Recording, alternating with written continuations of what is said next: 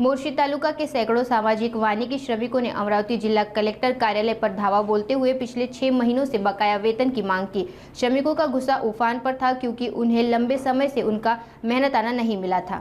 मोर्शी तालुका के सैकड़ों सामाजिक वानिकी श्रमिकों ने कलेक्टर कार्यालय पर धावा बोलते हुए 6 महीने से बकाया वेतन का भुगतान करने की मांग की। श्रमिकों ने नारेबाजी और चेतावनी दी कि 2 दिनों में वेतन न मिलने पर वे अनशन करेंगे। उन्होंने बताया कि बकाया वेतन न मिलने से उन्हें भूखमारी और घरेलू खर्चों में कठिनाई हो रही है।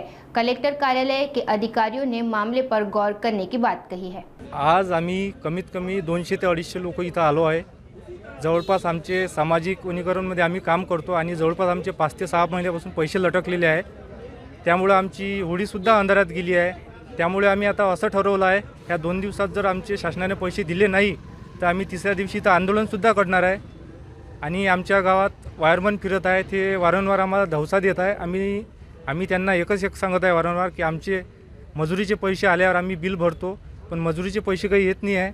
त्याच्यामुळे आम्ही त्यांनासुद्धा आश्वासन देत आहे आणि त्यांनीसुद्धा आम्हाला 2 दिवस दिले। ह्या 2 दिवसात जर तुम्ही बिल भरलं नाही तर आम्ही तुमची पूर्ण वीज कट करू। त्यामुळे आम्ही इथं आलो आहे।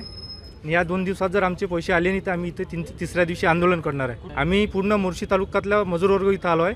आमची मजुरी 297 रुपये आहे आणि जवळपास 6 महिन्यापासून आमचे पैसे अटकलेले आहे। बाबासाहेब आंबेडकर रोपवाटिका मोर्शी तालुक्यातून पिंपळखुटा लहान पिंपळखुटा इथून आलेली आहे। कांचन वाहने मी बोडणा इथली रहिवासी आहे। 6 महिने झाले आमचा पगार येत नाही आहे। आम्ही सर आमचे पैसेच नाही येत आहेत। आम्ही कामं कशी करणार? आमचे लेकरं बारे कसं पोचणार? आम्ही कशा गरजा पूर्ण करणार आहे? तुम्हीच सांगा। हे हर वेळेला तुम्ही नकार देता, हर वेळेला नकार देता। का बरं नकार देता तुम्ही? आम्ही गरीब लोकांना काय करायला पाहिजे? कसं घर चालवायला पाहिजे? कसं लेकराचं शिक्षण पाणी करायला पाहिजे? गरीब लोक जिथं आहेत तिथेच आहे। आजपर्यंत सुद्धा गरीब लोकांचा लेकरू कुठंच वरती चढलेलं नाही आहे। का बरं चढलं नाही? कारण आज म्हटलं 297 रुपयामध्ये आम्ही काय करणार आहे आणि 6 महिने झाले आमचा पगार झालेला नाही आहे। कसं आम्ही घर चालवणार आहे? कसं आमचं पूर्ण करणार आहे? गरजा कशा पूर्ण करणार आहे? काय खाणार आहे? तुम्हीच सांगा। आम्हाला 6 महिन्यापासून काहीच मिळालं नाही। आम्हाला पूर्ण आमचे पैसे पाहिजे आणि आमचं रेग्युलर कामाचे नेहमीप्रमाणे पैसे पाहिजे। मस्टर चालू पाहिजे। आता किती 28,000 रुपये जमा आहे। आम्ही काय खाणार आहे? गरीब लोक, हातमजुरी करणारी लोक आहे आम्ही। आमच्या